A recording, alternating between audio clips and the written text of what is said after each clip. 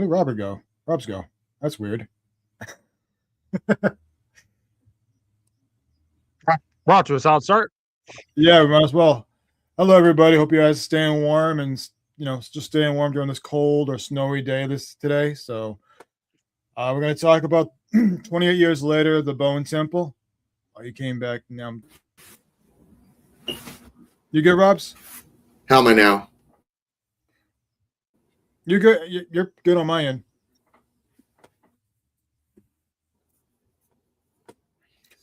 So, yeah, back to what I was saying. So, our review first, is it the first review of the year?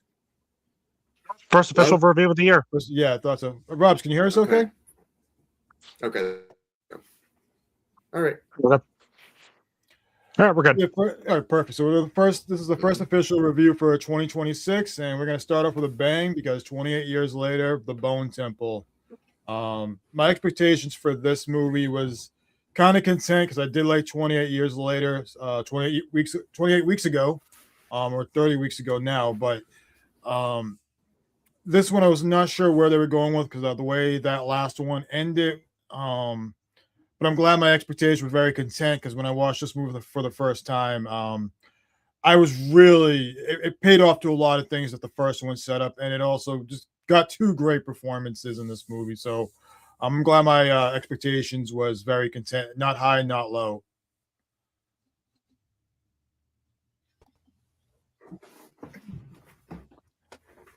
Okay. I'm good. All right, perfect. Okay. So we reviewed 28 years later last year, and I thought it was a great movie. Thought it was a great sequel. The only thing that really brought it down for me was the really choppy editing and the really dumb out of place ending. Like I said this before. When the guy showed up dressed like fucking Jimmy Savile, I said out loud, "What the hell?" Just because it just came out of nowhere and it was so dumb. But it was a great movie. I was definitely looking forward to this one, although I was a little nervous about like two things. One, how quick it was coming out, and two, who they got to direct it, because it's directed by Nia DaCosta, and I fucking despise her Candyman remake. Like, if we're talking about remakes that get the point of the original wrong, that one is like, I don't understand why anyone would like that movie. But that's besides the point. The trailers looked great, and I was shocked that this was getting the most positive reviews out of any movie in the series. And I went and saw it, and I could say I was heavily, heavily, heavily satisfied. This movie kicked so much fucking ass.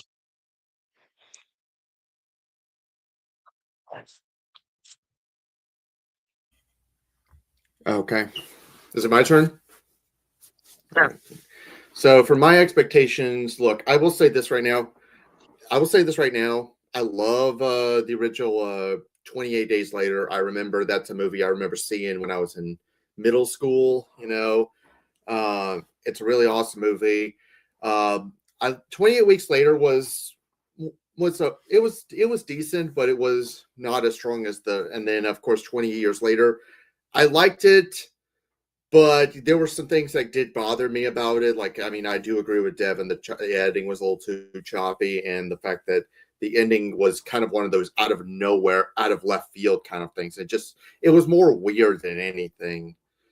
So with this one, I was still willing to give a chance because I do like because I do like this franchise. I was a tad bit disappointed with 20 years later, but I mean, it was still good. But there were some things that kind of worried me about it. One is coming out like less than a year after the first 20 years later, and plus a January movie, and not saying all horror movies in January, but like a good majority of them are crap. I think we could probably at least agree to that one. So those kind of hindered it for me. But I was still willing to at least give it a shot, and I saw it last week with my brother, and I'll tell you my thoughts when we get closer to. Yeah. Nice. By the way, my name is not Devin. My name is not Cinemax Sterling. You can call me Old Nick. Old Nick. What's up, Joey? So yeah, for my positives, there's so much positive to talk about this movie. I think I would start with the performances of Ralph Fiennes and Jack O'Connell's performances. I thought the two of them just took a script that was took a script and just elevated to being really good. I mean, this was a Ralph Fiennes movie as Dr. Ian, and you get a lot of payoffs with Dr. Ian and Samson. Like you kind of got a glimpse of in the first movie. This really fleshes out a lot of that stuff between the two of them. I think their moments were really good. My favorite moments, I got to say, would be with Dr. Ian and Jimmy just having that conversation for 5-10 minutes, which I really like because you just want more of that. And even Jimmy acknowledged, like, I like talking to you, and just kind of acknowledge what we're all seeing. I just thought that was a really great scene. I thought the Jimmys were better than I thought they were going to be. I thought they kind of course corrected from being this Power Ranger, Teletubby, whatever we got from towards the end of that movie, where they were just intimidating. They were just uncomfortable. You knew they were just about killing and murder and torture and all sorts of like sadistic and wild things that Jimmy Crystal believed in, and it was kind of like his cult. I mean, obviously Jimmy Crystal took a lot of Jimmy Savile. For those who don't know who Jimmy Savile is, there's a good documentary on Netflix about Jimmy Savile. He was kind of like, I think, the Mr. Rogers, or like this iconic person who was this innocent and sweet old guy for 40 years. He was, yeah, because he was he was loved in his country. Yeah. He was a radio DJ. Yeah. He was a TV personality, a charity worker, a hospital volunteer. He was knighted by the Queen. Everybody loved this dude. And after he died, it was revealed that he was one of the worst pedophiles who ever lived, and he got away with his crimes. Yeah. Like I said, it's a good documentary on him for those who don't know who he is. I would highly recommend check that out. You definitely might get an idea of what Jimmy Crystal wanted to embody it as for that for his influences. I thought the Jimmy Crystal character admitted to Dr. Ian that everything he was doing was just bullshit. Because I do thought there was a little bit of a Charles Manson type influence too with him, with his cult and cultivating people. Poor Spike, who just kind of like left home and didn't want to go back, and then fall into this. I did like we didn't get we got Spike, but he didn't have a whole lot of like dialogue. This was really a Ralph Fiennes and Jack O'Connell movie, but mostly a Ralph Fiennes movie, because that guy, he got to get his flowers for his performances as an actor. I mean, the guy just kills no pun intended, but he just kills everything he does as an actor with his performance. The movie is definitely a horror movie. It has so many different, like I said, uncomfortable and uncomfortable and awkward situations, especially with that family from the beginning, where you got a chance to see how the Jimmys are and just how ruthless and brutal they are. They also that first shot with Spike and the other Jimmy, where they had a fight to stay part of the group, or how you join in with Spike. That was very interesting. I thought Nia DaCosta did a good job with this one. I mean, there wasn't like the spectacle like the first one was, but she followed I would say like a dot by numbers type thing. Just followed one simple template that Alex Garland and Danny Boyle had. It wasn't like anything that blew me out of the way with cinematography wise, but I thought that she did a good job with the editing, the tone, and kind of the pacing and everything. And I really thought she did a good job. I thought she redeemed herself with this movie after her last two movies that she did. So I thought that was pretty good. I thought the actress who played one of the Jimmys, which we learned named Kelly, Erin Kellyman, I thought she was pretty good too. I liked her performance. You weren't sure if she was really a friend or foe to Spike, because she played two different sides, but I like that character. I can go on and on more and more about what I love about this movie, but Old Nick, it's you can jump in. Yes, it is. It is Satan's turn. But I'm gonna be honest, I don't really have negatives with this movie. Like this is I'd say this is probably my favorite movie in the franchise, and thank you, Joey. Because for one, this fixed a lot of the issues I had with 28 Years Later. The editing was a lot more focused. It wasn't super duper choppy. I you had a lot of brisk pacing. Even though I thought like the whole idea of a bunch of people dressed like a pedophile was a stupid idea initially, I thought the Jimmy gang were great villains. There's just a lot of like these people, like they're so like fucked up and evil. They're like a mix between. I see like them like being like the Fireflies from the Rob Zombie trilogy, the Manson family, and I can also see them being like the Droogs from A Clockwork Orange. Just how they just take a delight in just torturing and murdering and killing all of these people. Like the acting all around is fantastic. Obviously, Ralph Fiennes is Dr. Kilson, and Jack O'Connell is Sir Jimmy Crystal. They're obviously the standouts. I loved every time those guys were acting, just fantastic. I also like, even though like I would have Alfie Williams, I wish he was given a lot more to do as Spike. I didn't really mind it here because he's supposed to be kind of like the audience surrogate, because he left home and now he's in this horrible situation and only he can get himself out. Because like we're looking at him like, yeah, he left and now he's a part of this gang of fucking psychopaths. And just seeing how he's reacting to all this awful stuff going on, how he just wants to go home, that's kind of like us. Because we feel the exact same way. This movie, I thought it was creepy, it was disturbing, and even better, it was metal as fuck. I had the makeup on. I fucking loved when Ralph Fiennes was rocking out to Iron Maiden. As a fan of Maiden, the minute I saw that, I had the biggest smile on my face the whole time, and how they're all just fucking rocking out. It was great. There's just a lot of great concepts with this movie, like the big dick zombie getting a morphine addiction and slowly getting his humanity back. I thought that was like a really neat idea. They did such a great job with that.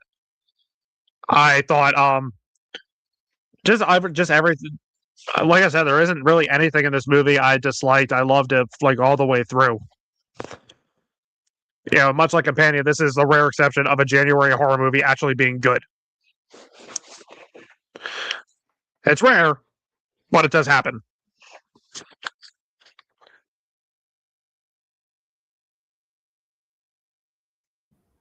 Robs, you can go. Okay, so I guess I'll go next, and then okay, then all right, then it will be so I thought this movie was really well done. So this is like, honestly, I thought this of course the acting all around is really solid. Ralph Fiennes, he's an amazing actor. What can I say? It's a shame that he didn't get he didn't win the best actor award for Conclave last year, but I mean, what can you do? But he does a really great job here. I love him and Samson, their connection. I love how Samson was trying to pretty much get back his humanity, things like that. I love I do like how it ends like it leaves off on, because at the end of the first one, it just like the Jimmy Savile thing, like those group of Jimmy Savile clones, they just come out of nowhere.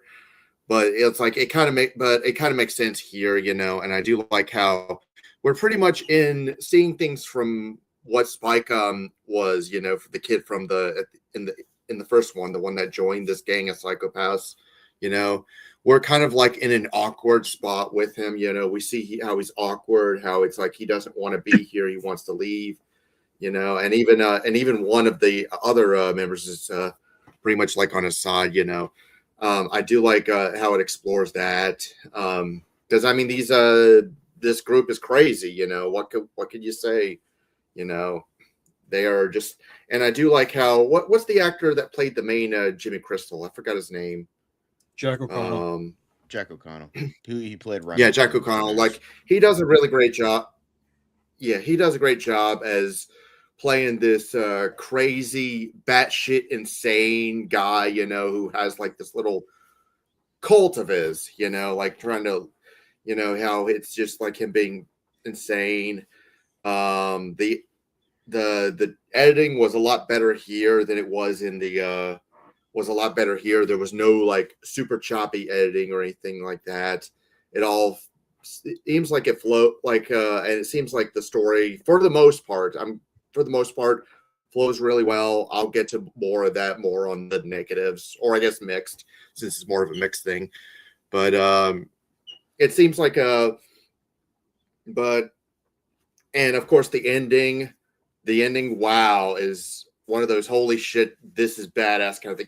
Like no joke, when I saw that because I think I saw this before Devin did, and I was like, when I saw that ending where you had Ralph Fiennes dress up in makeup and then dancing around to Iron Maiden's Number of the Beast, I was like, oh yeah, Devin's gonna absolutely love this part. I didn't want to spoil. I know Devin doesn't care about spoilers, but I didn't want to ruin it for him anyway. You know, I wanted him to be surprised by that, so I didn't. That's why I didn't tell you about it, Devin. But that part was still badass. You know, that was still pretty awesome. But yeah, this is easily an improvement over the last film. But I do have like a little bit of an issue, but like I said, I'll get to that when I explain like mixed and negative. So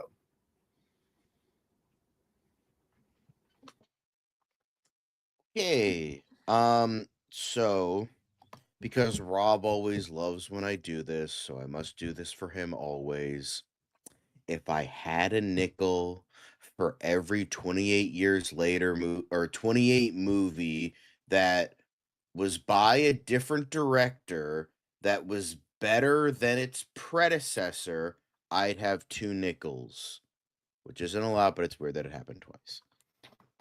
Anyway, so Nia DaCosta's 28 years later, The Bone Temple, I am in full agreement with the other people here. Well, at least with Rob, I missed the beginning, but that's okay. I was sleeping.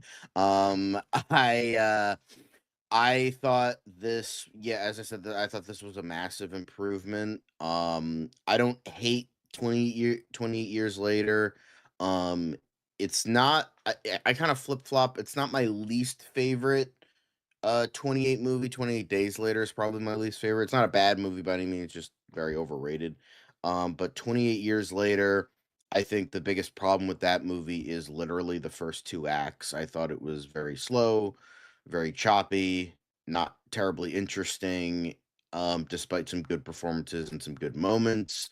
Literally, when Ralph Fiennes enters the movie, it becomes a massive improvement. And luckily, he has a bigger role here. Now, sometimes when a supporting character has a more prominent role, it usually doesn't turn out that great, but in this case, you know, it worked, and it was much better. This one kind of started out a little bit slow, started out a little bit like, okay, let's ramp this up. But I think what made this movie work, kind of like an Empire Strikes Back, you're kind of getting right into the action. There's no world building, there's no setup, there's no there's nothing of the sort. You don't have to worry about like, okay, this is 28 years later now. What's the world now? So much to like build up again, but we don't have to worry about that. It's right into the action, and the action is pretty damn fucking great. Um, but I liked um how it like built upon itself. I liked how it like I don't know if I'm making sense here, but one of my biggest positives is the problem with the first one is that it's just kind of bleh, and then like the third act is fucking excellent. This one, it was like slowly building upon itself, building, and then we reach an amazing climax, amazing third act. It felt like the third act was earned, while the third act in the first one was pretty much the best part and truly only great part of the movie. So there's that. And I think Alfie Williams did a really good job here again. It showed his kind of him being stuck, him being like in this like weird predicament that he's like, how do I escape? How do I deal with this shit? But it just no matter what, he was always going to be like this prisoner. I felt that was really interesting. But the Dr. Kelson stuff, that was probably the most interesting part for me. Um, Nothing against like the acting or anything or that plot line, but like Dr. Kelson like dealing with this um idea of like not derangement, just like kind of like what we maybe perceive as insanity, but it's really the most sane part of the movie. And I love how in the trailers it was like a bit of a subversion because we see, the old Nick sequence in the trailers, and we're like, what the fuck happens to Dr. Kelson that he's fucking going crazy and like screaming on the top of his lungs and all this shit? But it turns out it was all just, it was all a play. It was all fake, and I'll get to that later. But I do love Dr. Kelson and the relationship he has with Samson, and like this, push to, you know, um truly try to like help, try to save. And it was just like this whole idea in regards to like an evolved humanity. It kind of reminded me in a weird sort of, even though he does like cure him in the end, or what we perceive to be cured. We'll see how that happens with the third movie. It does kind of remind me of I Am Legend in a way, not the fucking movie, the book, the much superior book.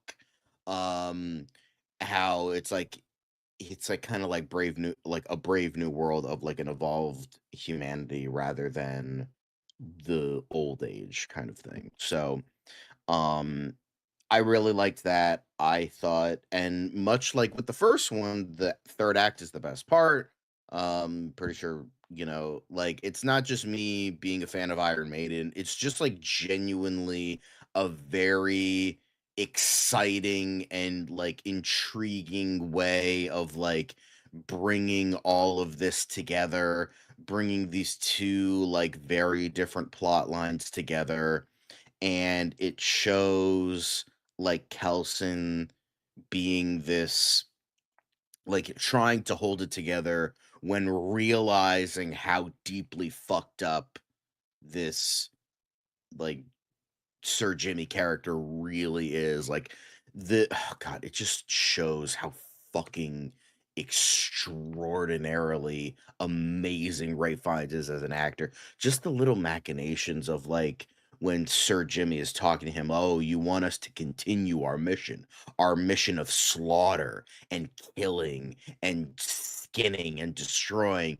And you could see like Ray Fiennes being like, oh, fucking shit. But he can't do anything because he's like, I don't want to get killed. And two, I don't know if he realized Spike was one of them at that point.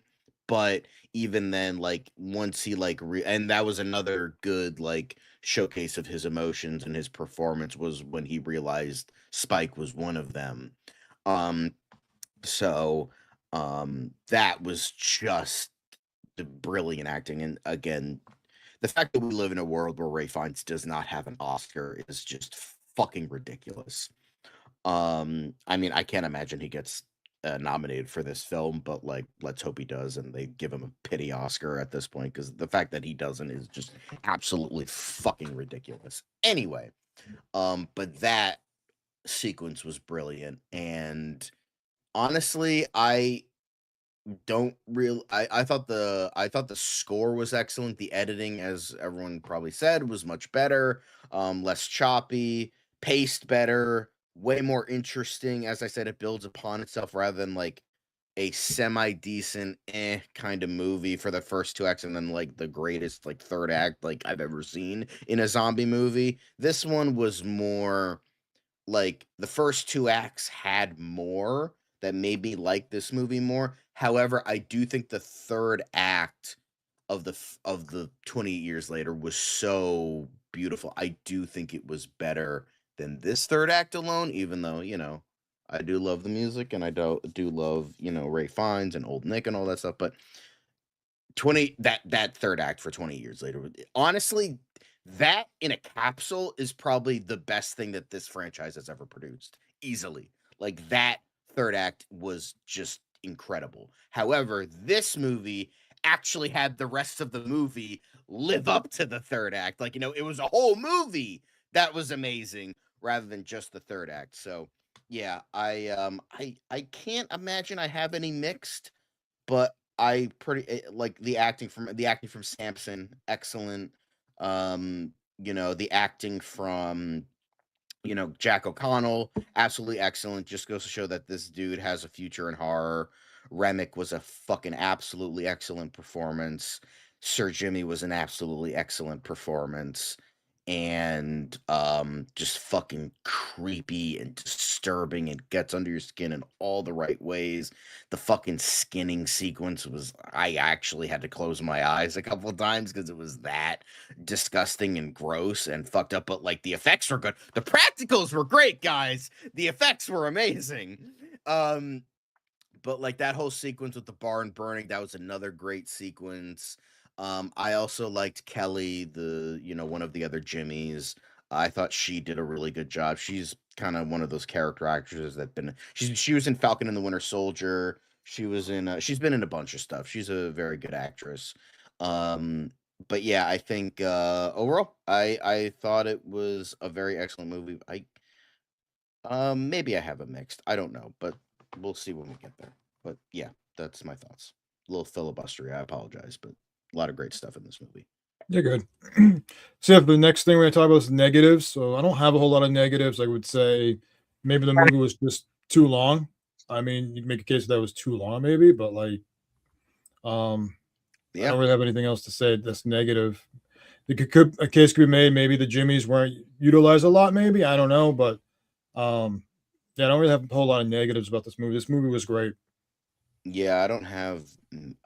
I can't remember like anything mixed or negative in regards to the Everything movie. everything paid off at the end. Maybe the fact. I don't really have any like major negatives. Maybe a little bit of a mix. Like I feel like it probably could have been paced a little bit better. It could have been Yeah, maybe some scenes Yeah. did drag on a little bit, but I mean it wasn't like, oh my god, this heavily damaged the movie. It's not like that. Right. So, but I feel like the only thing, it's not really a negative, but I consider it more of a mix. It's just the fact that it could have been paced a little bit better. So Yeah, maybe the pacing. I feel like maybe it went a little bit too far, but even then I don't think that that's a major negative. Yeah, I don't think that there's anything like truly like mixed or bad about this movie. Again, like as Rob said, maybe pacing is a little bit Yeah. off. I mean, every scene mattered. It wasn't like a scene was Yeah. wasted. It mattered. It was building up to something like you said. I So do love that. yeah. Like there was Yeah. it felt like there was no filler. Yeah. Everything was pushed towards the plot. It was pushed towards character development or character regression. and like the scene where like Jimmy finally gets his comeuppance was pretty damn great. That Was. Absolutely. Yeah, because the real life Jimmy didn't get his comeuppance, but at least this Jimmy did. yes. But I think this was great stuff. I don't have many mixed for it or negatives. Just be glad nobody showed up in a Jimmy costume. Although apparently I did watch a video of this guy who is British where he's like, I've seen people dress up as Sir Jimmy from this movie. You're dressing up as a nonce. Can you not do that, please? So yeah, it's guys, don't dress up as Sir Jimmy for Halloween, please. No, please don't. Please don't. I mentioned earlier, if you want to know who Jimmy Savile is, check out the Netflix documentary. You can understand more of why this guy was a monster. Don't. But I do like how I remember Jack O'Connell explained that in an interview. I didn't even think about this, but it's like, remember, the apocalypse happened in 2001. Jimmy Savile's like crimes were made public in 2012 in our universe. Britain never got that in this universe because the apocalypse happened for them. So, like, in his mind, this Jimmy character was never like outspoken to the public of, oh yeah, this guy was a fucking disgusting, inhuman sack of shit. So, like, him dressing up, it's like a totally unaware thing. Obviously we know, but to him, he was this, guy that he modeled himself after when, fucking going insane and all that shit. So I felt that was an interesting tidbit I didn't even think of as well. Yeah, think about it now. It was just another piece of his childhood, like that impacted him. Jimmy Savile, Teletubbies, his dad, a combination of other things too that really messed him up. Yeah, just shows, see, guys, we can all. I think it's safe to say Nia DaCosta is forgiven for Candyman and the Marvels. I'm just saying. Yeah. I kind of said that earlier. I said that she redeemed herself in the movie. Yeah. I'm happy for it. Yeah, she did. A win. She needed a big win. Yeah, I felt bad. Like she, because I know some of her indie work is considered very good, but either nobody knows about it or it kind of went under the radar and that kind of thing. So I like, in terms of blockbusters, I should say, like Candyman, that received very mixed reviews. Some people liked it, some people hated it. And then you have the Marvels, which not her fault. The Marvels. She was a director for hire. She's like that. She said that was a very complicated production. Right, and the studio took over that movie too. Studio bullshit. Yeah. They did. There was a lot of crap. I don't blame her for that, but unfortunately, she still is the director of it. So if you can't exactly escape it, she made Captain Marvel a Disney princess. Wow, that whole sequence was so dumb. They're all singing on the fucking planet. Yeah, that was really bad. Was that her idea or was that the studio's idea? Oh, it's her idea? It really was. Oh man. I don't know if that was her idea, but I don't know. Yeah, I know studio when it interfered in that entire movie. So I think our last thing is our final score. My score for this movie is a 9.5 out of 10. Must be in theaters. Must watch in theaters. Yes, absolutely. My rating, I'm going perfect 10. Already probably one of my favorites. Already one of my favorites of the year. Glad we got another win for January. Yeah, for my score, despite some of a little bit of the pacing, this is. Honestly, I would say it was on par with the original 28 Days Later. I would say, sure, like I said, it could have been paced a little bit better, but then again, that's just more of like a minor thing. And I still had a lot of fun with it. The acting was great. The characters, the story, everything that was going with it was all very well done. And yeah, this We'll have to see what the rest of the year is, but I could honestly see this being maybe somewhere in my top 10. We'll have to see. I mean, we're already in January, so there's plenty of time for that. So, but I'm Yeah. gonna go with a 9 out of 10. I mean, come on, we got movies like Cat in the Hat this year. I mean, pure absolute cinema. I'm just kidding. Hell yeah. An Animal Farm? Fuck yeah.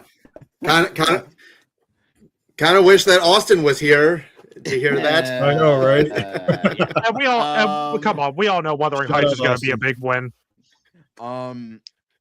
So for me, I thought this was I didn't have low expectations for this.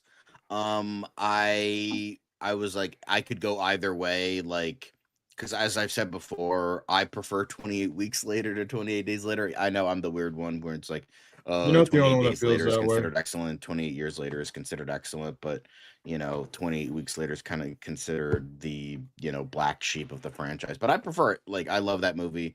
I thought how it continued everything was very well done, even though it was kind of retconned here, but that's okay. It's fine. To me, it's still canon. Okay, so fuck you, Danny Boyle. It's still canon whether you like it or not.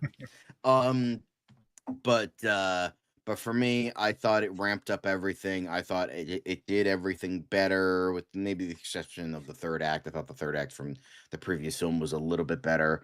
But Ray Fiennes is still excellent. The guy who plays Samson was excellent.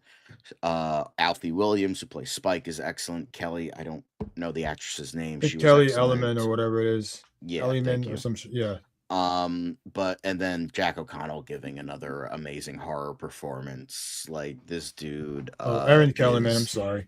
is just truly a fantastic actor, and I can't wait for what else he has in store for us in the future. And like, I love the stuff like between Samson and Kelson. I love the stuff with Spike and the Jimmies, and just everything ramped up properly, and it was such a amazing movie. I was going to give it a 9, but I decided to give it a 9.5. Why? One reason only, and the thing I was waiting for in the first movie, it didn't give us, but it finally gave us in this movie. In the final few seconds, we got that John Murphy's In the House in a Heartbeat. Yep. I was excited for that. That was like a big payoff. That gave me half I a was like, chub. yes. Oh, we finally got that John Murphy score. We in final- there. Fuck yes. And Yeah. what? Purely because of that. But Cillian Murphy. And one thing I at the forgot- end of this. So Yeah. that was great. That was amazing. That's- And we got that score. Like, that John Murphy score Yeah. was like yeah. peak cinema. It was Yep. it's one of the best horror scores of the 21st century, and the fact that they finally used it here with bringing Cillian Murphy back, even though everyone knew because Danny Boyle Right. announced it, but Yeah. even then, still fucking amazing. Absolutely love it. I mean, Can't he's wait to see him teaching. in the sequel. I mean, he has a daughter now, so we don't know how to.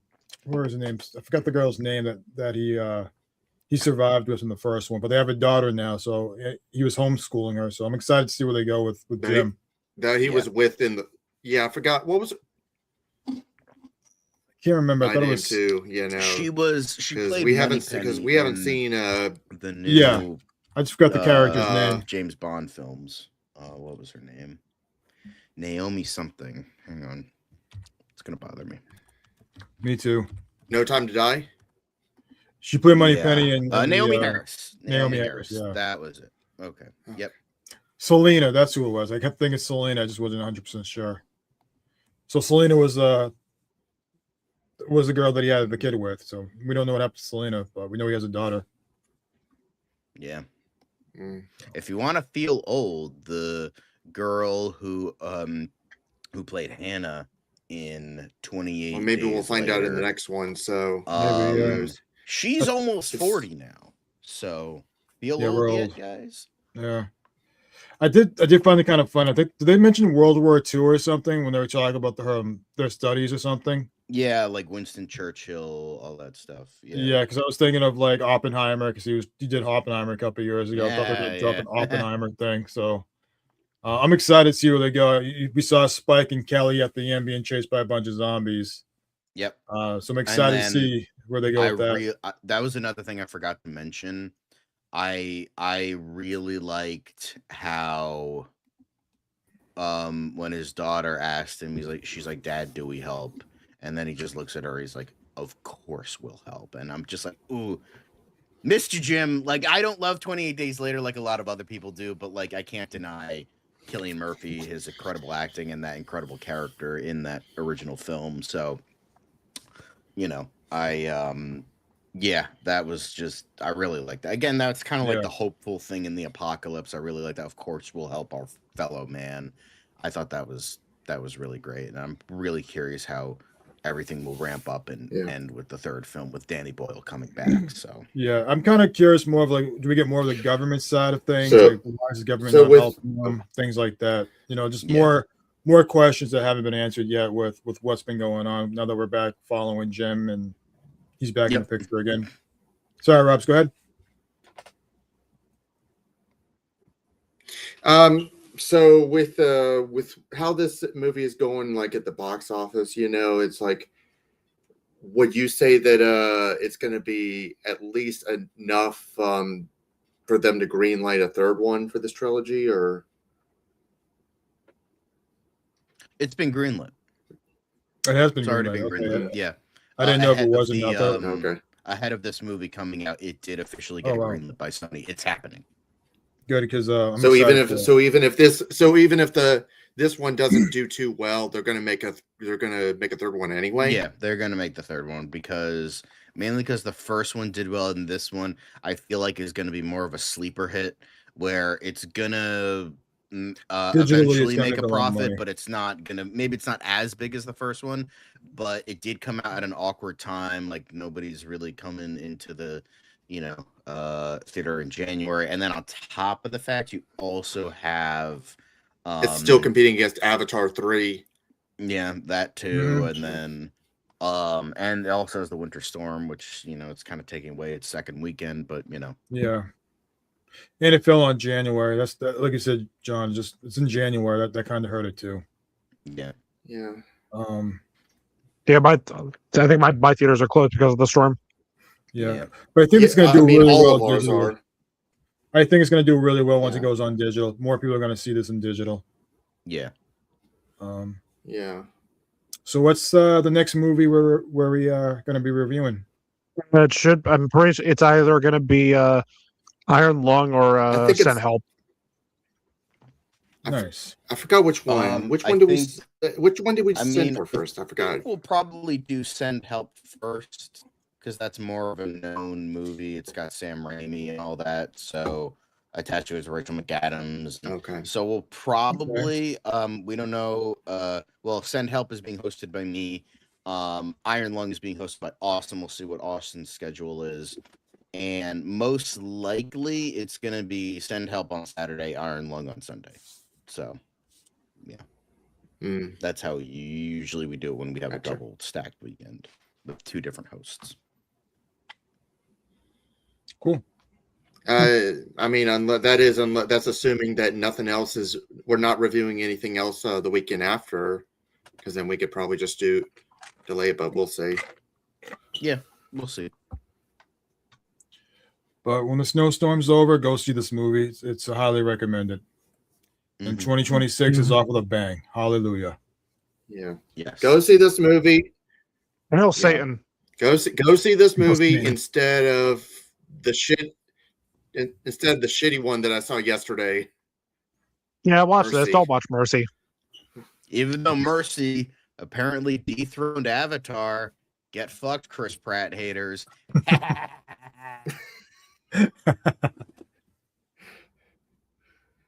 All right. That's going to do it for us. Y'all have a good day. Later. Peace out. Later.